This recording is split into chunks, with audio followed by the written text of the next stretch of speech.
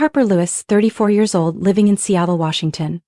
By day, I'm the chief financial officer of a high-end interior design firm. By night, I'm Mason's wife.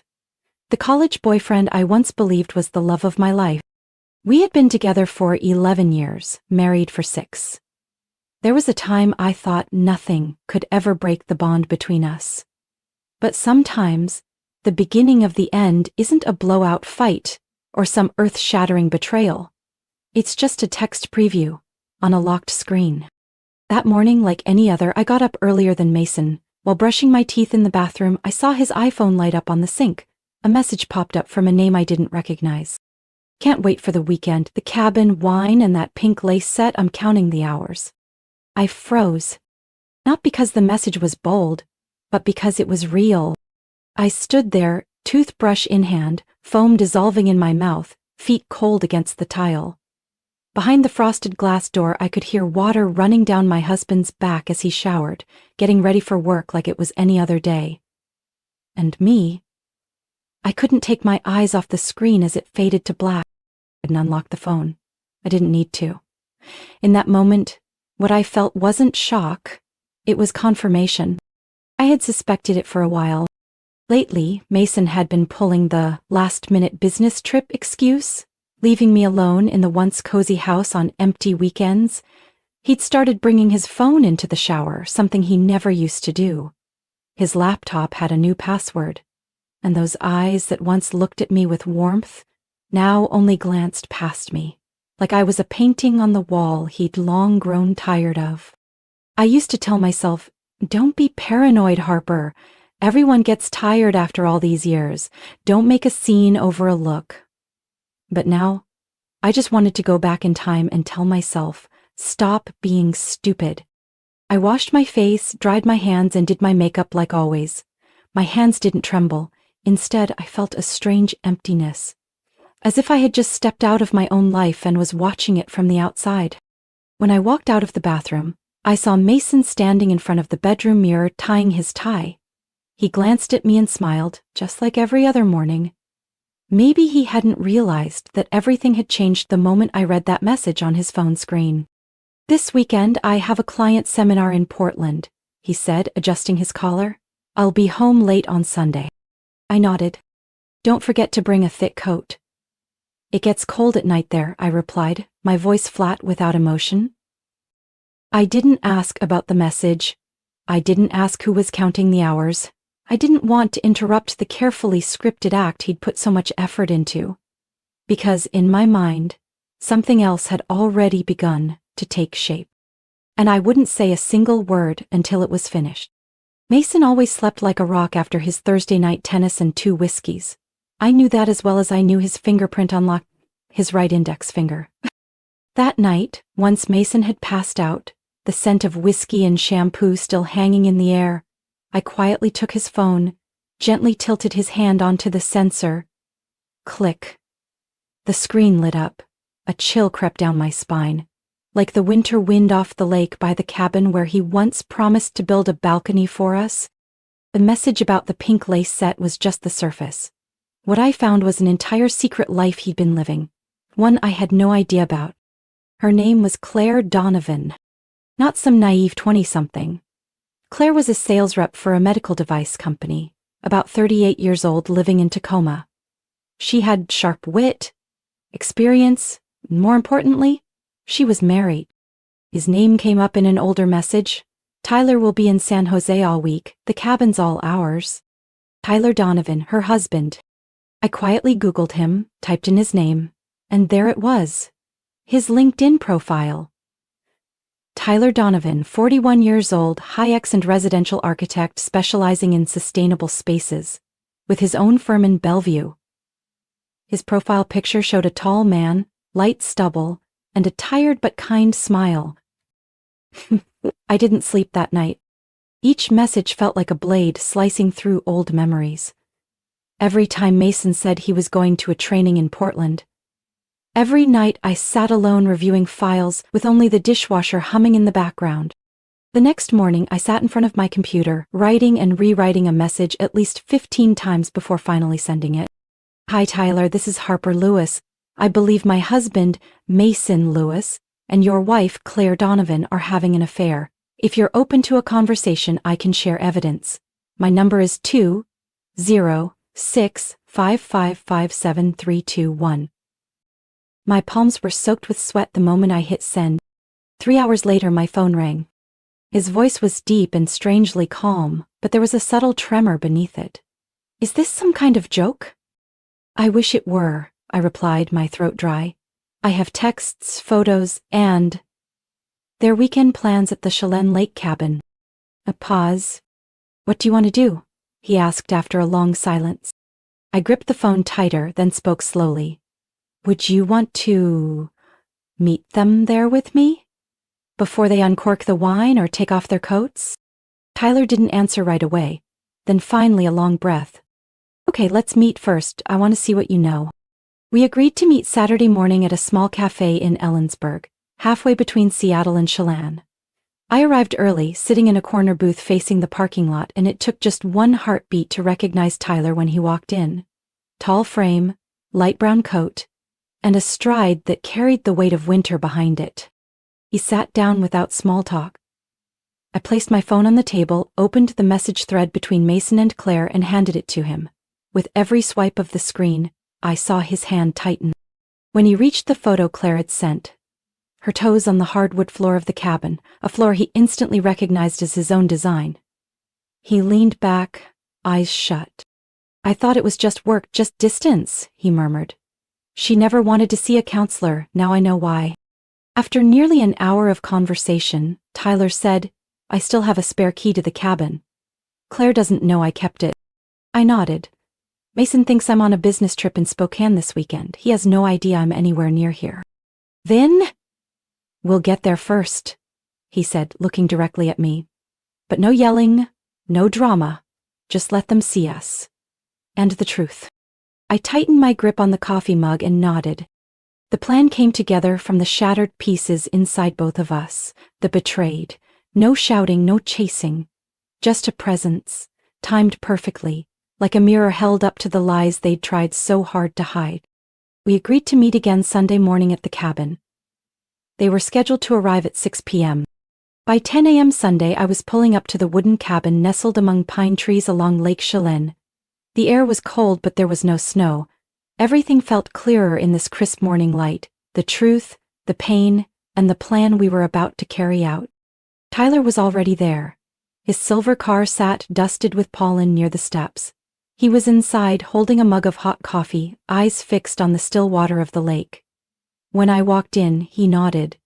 A simple, familiar gesture, as if we weren't strangers bound by betrayal. Did you sleep? He asked, his voice low and soft. I'm not sure. Maybe I closed my eyes for a few hours, I replied, setting my bag down on the wooden chair. You? No, but I'm used to sleepless nights. Architects work best in silence. We sat quietly for several minutes, not awkward, just two people quietly sorting through the wreckage inside. Then I spoke. The last time I was in this cabin was 3 years ago. Mason and I came here after one of his long business trips. This is where I lost our first baby. Tyler looked over at me, his eyes softened. Claire wanted kids too, but after 2 failed tests she stopped bringing it up. I thought it was the grief. Turns out, she had other distractions. We didn't cry.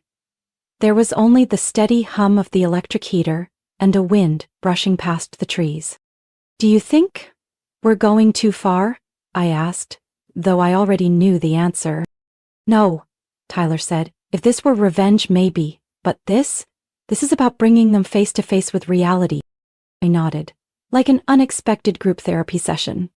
We started setting up the space, not as a trap, but as a staging of truth. I wiped down the long wooden table in the living room where Claire and Mason often sat planning their so-called work weekends. Tyler brought in a bottle of red wine from his car, Claire's favorite. I set out 4 crystal glasses, the kind Mason always packed as part of his arrogant, refined taste ritual. We arranged 2 chairs facing away from the front door so they'd have no choice but to face us as they entered. The lights were adjusted to a warm amber, not too bright to provoke tension, but clear enough to catch every facial expression.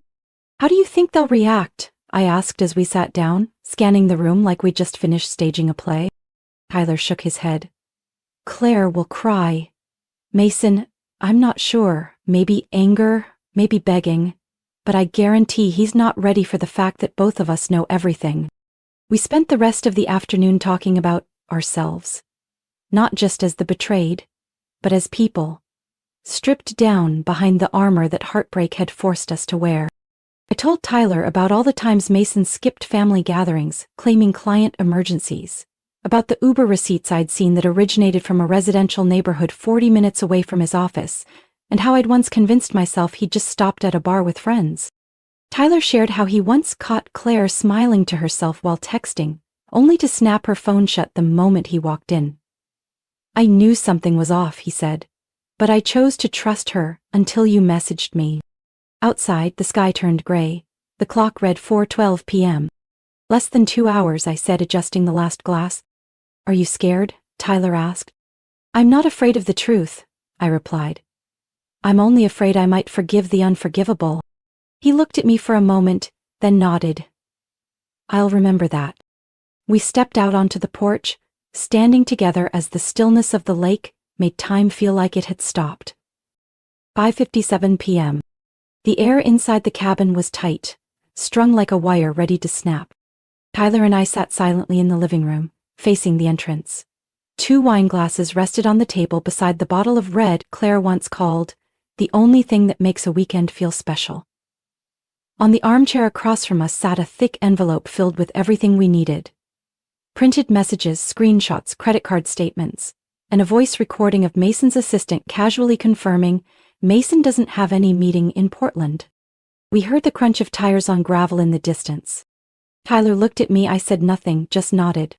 A black SUV pulled up to the steps. Mason stepped out first, leather jacket on, holding a suitcase and a gift bag. Claire followed, carrying a bouquet of pale pink tulips.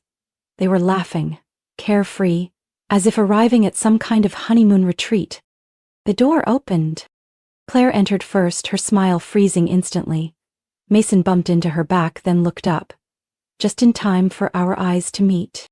Mason dropped the gift bag. Inside was a bottle of champagne. It rolled across the hardwood floor and shattered. The strong smell of alcohol filled the room. Claire's mouth fell open, the flowers slipped from her hands, the petals scattered wildly, like a visual metaphor of what had just happened, an illusion blown apart. Welcome to your weekend getaway, I said, my voice light as a breeze. We've prepared wine, chairs, and the truth. Mason stood, frozen, lips tightly pressed.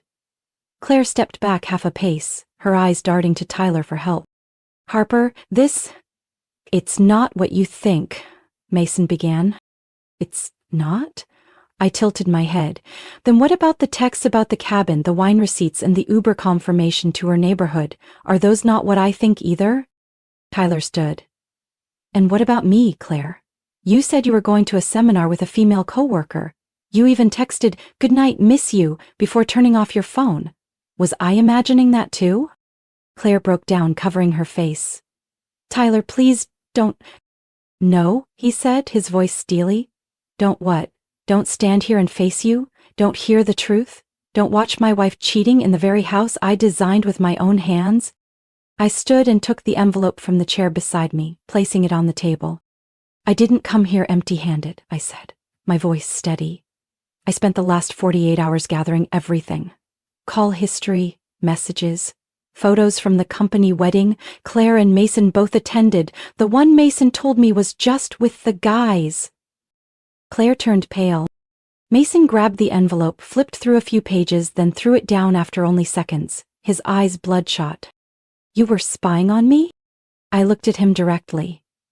I was verifying the truth. Because I'd been suspicious for too long, and because you were so careful, I had to be. Claire collapsed into a chair, hair disheveled, tears running down her cheeks. Tyler didn't move toward her. He turned away, staring out the window like he needed air. Claire, how long? He asked, still not looking at her. 7 months, she whispered. I felt a tight knot in my chest. Mason clenched his hands, stepping toward me as if to explain. Harper, I was wrong. But that doesn't mean I stopped loving you. I stepped back. If the love you're talking about is the kind that brings another woman to the same place where I lost our child, then you can keep it." The room fell into silence. I looked at Mason one last time. "You can choose to leave now or sit and hear this through, but if you think there's any chance for forgiveness, then you've completely misunderstood who I am." Tyler looked at Claire, then turned to me. "I need some air." I nodded. "So do I." We stepped out onto the porch, leaving behind two people breaking apart in the ruins of their lives. Outside, Lake Chelan was still calm like it had been that morning. But for me, the wind had started to rise. We returned to the living room in silence. Claire and Mason were still seated, neither looking at the other. The air was thick, heavy, with things left unsaid. I pulled a chair across from Mason. Tyler sat beside me, staring straight at Claire. No one spoke. Not until I placed the second folder on the table did the atmosphere begin to shift. "Mason," I said, eyes fixed on him, "have you ever told Claire why we've kept separate finances for the past 6 years?" He stiffened. "Harper, that's—" "I'll tell her," I cut him off. "Claire, maybe you didn't know, but Mason once racked up over $42,000 in gambling debt back in 2015. His parents quietly paid it off to avoid damaging his career. After that, I had to keep separate accounts, not because of distrust, but because I saw firsthand how much he could hide." Claire turned to Mason, stunned. "You never told me that." "Because it has nothing to do with what's happening today," Mason snapped. "Doesn't it?" I tilted my head, eyes locked on him. "You cheated on me and tried to justify it by saying I was too busy, too cold. But you forgot to tell your mistress that I've been the one carrying the financial load, paying this cabin's mortgage every month, while you were lying and playing cards with your old friends in Tacoma." Mason lowered his head, saying nothing. Tyler now turned to Claire. "And you? You told me the bank delayed the roof repair loan, but the truth is, you transferred nearly $10,000 to a rehab center in Spokane. The recipient? Jackson Donovan. That's your brother, right?" Claire looked overwhelmed, her face pale. "I didn't want you to worry."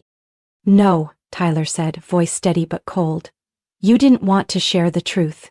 You've been living 2 lives, one with me, one with Mason. And the worst part is, both were built on secrets." The room fell silent. I nodded slightly, then said, "This is the only thing you two have in common. You've never been honest with either of us, and even with each other it's just polished versions of yourselves." Claire burst into tears. "I never meant for it to go this far." "But you let it," I replied. "I don't know what hurts more, being betrayed or realizing the person who betrayed you doesn't even have the courage to admit they were wrong." Mason looked at me, eyes red. "I'm sorry, Harper. Truly sorry." I looked back at him and said calmly, "Sorry doesn't change the truth. And love, if it ever existed, can't save a marriage that's rotted from the roots." Tyler stood up, no longer angry, just exhausted. "Claire," he said, "do you know what hurts the most? It's that you never once considered telling me the truth, that you thought I wasn't worthy of being trusted with what you were carrying." Claire said nothing, her face drenched in tears. I stood as well. "I didn't come here to get love back. I came here to reclaim the truth. And the truth is, Mason, you don't love me. You love the validation of being admired. Claire, you don't love Tyler. You love the feeling of escaping a life you didn't have the courage to face." I looked at both of them one last time, then said slowly, "Love isn't enough. Trust, respect, and honesty are the foundation of any real relationship. Without those, love is just a beautiful illusion." Just as I finished, Claire suddenly stood, her hand gripping the edge of the chair. Her eyes were red, not just with shame but something else. A mix of fear and confusion. "There's something I haven't said," she said, voice shaking. Tyler turned to her, brow furrowed. "Again?" Claire swallowed hard, her eyes briefly flicking to Mason, then landing on me. I am pregnant." The living room went completely still. The ticking of the wooden wall clock echoed loudly, each second slicing through the air. Mason jumped up. What did you say? Claire nodded, lips trembling. I know it's not the right time, but I found out just last week. I was going to tell Mason this weekend, at the cabin, but Tyler stood frozen, his voice barely above a whisper. Is the baby mine? Claire turned to him, eyes glistening. Yes, I'm sure. Mason and I always used protection. I went numb. For a few seconds my mind went blank, then quickly flooded with a storm of emotion. No one had prepared for this. No one expected that a confrontation would be overturned by the arrival of an unborn life. Mason stared at Claire wide-eyed. You're saying you're pregnant with his child? Don't call him his, Claire snapped, showing the first hint of composure since she entered. I was wrong to cheat, but at least I never lied to you about how I felt. Tyler turned away, fists clenched. I looked at Mason. He couldn't speak. His furious expression shifted to something unrecognizable. Shock? Humiliation? Or just complete emptiness? I took a deep breath and stood. Looks like we've all had enough for today, I said, my eyes still locked on Mason. And since everything is out in the open, I won't drag this out. I opened my bag and pulled out a small folder, placing it on the table next to him. This is the divorce petition and all the financial documentation I've prepared. I've transferred our joint assets into a separate account, legally. Everything's been verified by my attorney. I have nothing to hide. Mason still didn't respond. You can review it or refuse to sign it right now, but I'm not changing my decision. Claire sat back down, instinctively holding her stomach. Tyler turned to her, voice low but controlled. I'll need time to process all of this, but if you're keeping the baby, I'll take responsibility. The child isn't at fault. Claire nodded, choking back tears. I know. And thank you for still being able to say that. I looked at them both, then turned to Mason. I don't know if you still have something to say, but if you do, now's the time. He raised his head, eyes red and weary. Harper, all of this, it's not worth ending everything over. We had so many good things.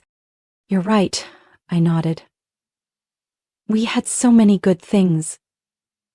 But the fact that you chose to trade it all away for some vague emotional thrill with someone who's not even honest with her own husband means I have to protect the rest of my life. Tyler stood, polite but firm. I'll head to the car. Harper, if you need anything after this, call me. I think we still have a few conversations left to finish. I nodded, grateful for his calm presence. Claire stepped toward me, hesitant. I know I have no right to apologize, but I truly never thought it would go this far. I looked directly at her, my eyes no longer angry, just clear. The most dangerous people aren't the obviously bad ones. They're the ones who keep telling themselves they're good even while they're lying. She froze for a moment, then turned away. I picked up the folder, pulled a pen from my coat pocket and signed the bottom left corner of each page. When I put the pen down, I felt lighter than I had in years. Lighter because I no longer had to hold together a marriage that had already rotted. Lighter because I no longer had to pretend to trust someone who didn't deserve it. I looked up at Mason, the man who had once been my entire youth, the dream of a family I used to believe in. Good luck, I said. You're going to need more than that. Tyler and I left the cabin around 9 p.m. Inside, Mason sat motionless in his chair, and Claire curled in the corner of the room, holding her stomach like the only thing left to cling to was the life she had just admitted was growing inside her. No one saw us out. No one needed to. We walked in silence, the crunch of dried leaves underfoot reminding us that a chapter had officially closed. Tyler opened the car door for me, then got into the driver's seat. Before starting the engine, he glanced over and asked softly, "Do you want to eat something? I know a little place in downtown Chelan that stays open late. Nothing fancy, but their chicken soup's pretty decent." I laughed. A hoarse, unexpected laugh, but a real one. Yeah, let's eat. I'm starving. We sat side by side in a small diner, the warm yellow light casting a gentle glow over the old wooden table. Neither of us tried to analyze what had just happened. Instead, we talked about quieter things, like how Tyler once considered quitting architecture to go to pastry school, or how I had dreamed of opening a bookstore cafe in Santa Barbara, but let it go after Mason called the idea unrealistic. After dinner, we said goodbye with a light handshake and a silent nod. We didn't become lovers. But that night, I knew I had gained something even more grounding. A friend. Someone who had walked with me through the darkest night. 6 months later, I stood on the balcony of my small beach house in Port Townsend, holding a cup of hot tea, watching the waves crash against the shore. The divorce had been finalized in less than 2 months thanks to my meticulous preparation. Documents, evidence, and clearly defined assets. Mason didn't fight it, maybe because he knew the longer it dragged out, the more he stood to lose. I received the majority of the assets, including a one-time buyout for the old cabin, which I later sold back to Mason. I didn't need to keep a place filled with ghosts. Mason lost his promotion opportunity at the financial firm.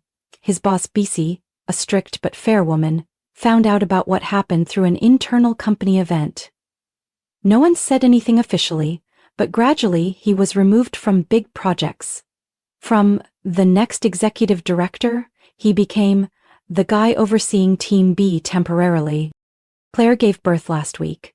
Tyler texted me, "Baby's here, healthy, a girl. Emotions are all over the place, but we're trying." Attached was a photo.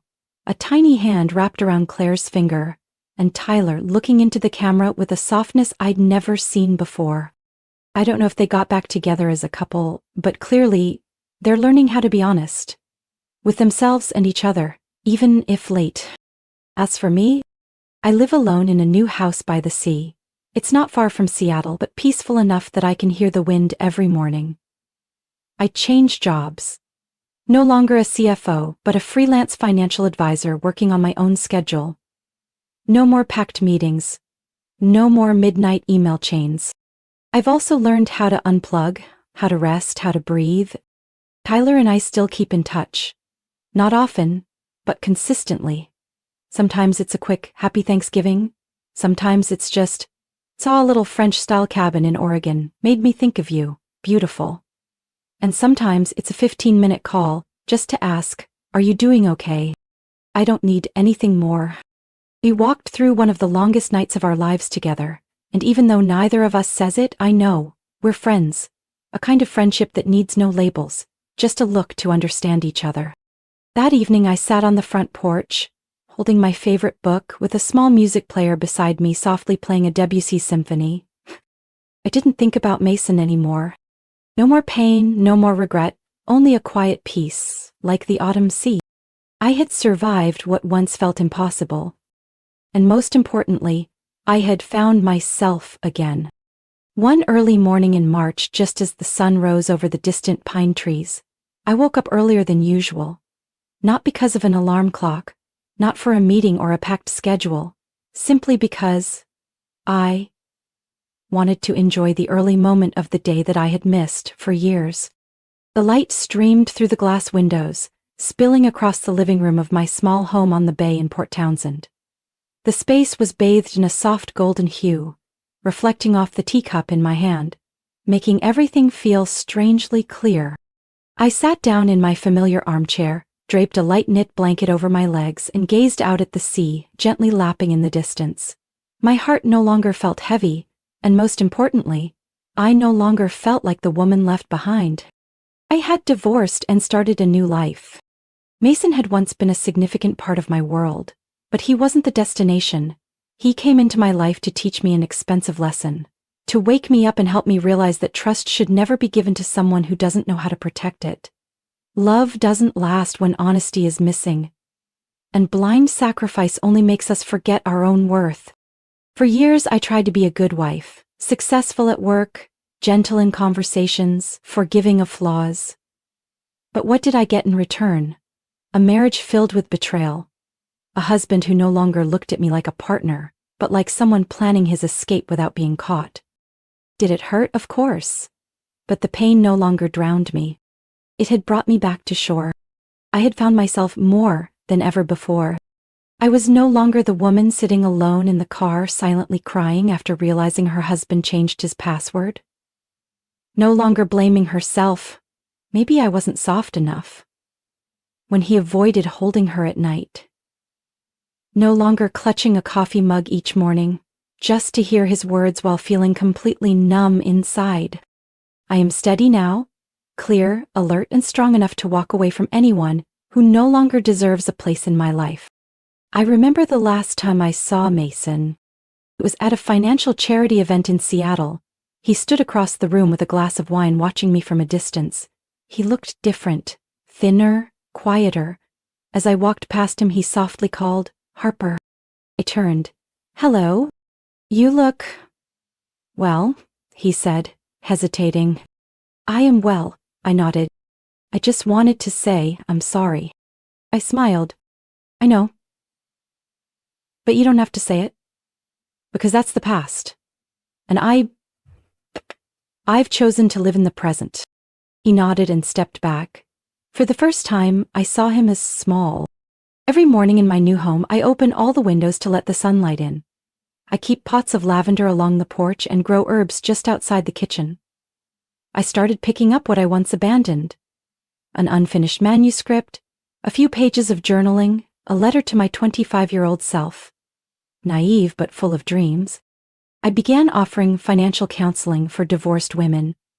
Not as a cold expert spouting numbers, but as someone who has lived it, who understands the fear and loss that come with starting over. They trust me. And I know why. Because I don't just speak with reason, but with a heart that's been broken and carefully rebuilt. Tyler still keeps in touch. These days he's busy with his baby, but once in a while, he sends a message. "Nora rolled over today. Her smile looks just like Claire's." I'm happy for them. Not because they erased the pain, but because they learned how to face it and heal together. As for me, I'm not looking for new love. I'm not rushing into a relationship just to fill a void. I'm learning to love myself first. Something I had forgotten for years. One weekend afternoon, I drove along the coastal road, playing an old playlist Mason used to call Too Sentimental. The music filled the car. Dog Days Are Over by Florence Welch. I smiled as the wind swept through my hair, not because the past had disappeared, but because I'd gone far enough from it to look back without hurting. I used to think losing someone you love was the end. But it's not. It's just the end of something that no longer served you, so you can begin something better. And if someone were to ask me now, "Harper, do you regret anything?" I would answer without hesitation. I don't. Because some people come into our lives not to stay, but to teach us how to leave at the right time. My story isn't a tragedy. It's a journey of rebirth. From a betrayed wife, I've learned to stand back up, to heal, and to love myself again. I no longer resent the past nor seek revenge. Instead, I choose peace and a life I own. Every morning in my new home is a reminder. Sometimes, loss clears the way for something better. And I'm grateful I had the courage to walk away when it mattered most. What do you think of Harper's journey? If it were you, would you forgive or walk away like she did? Share your thoughts below, and don't forget to follow the channel for more meaningful stories about love, family, and life.